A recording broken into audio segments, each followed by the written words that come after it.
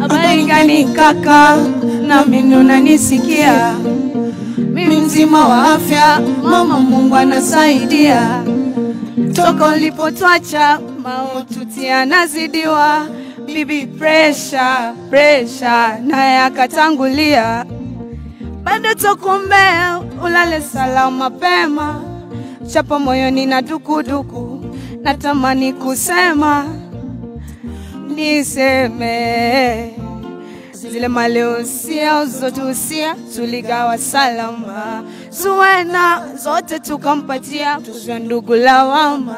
Ila Zuena kaka amebadilika sana, yani shepake mizuwa leo sio yule wa jana. Natamani ungemwona Zuena, japo ungemwona Zuena, kidogo tungemwona Zuena, ungemwona Zuena,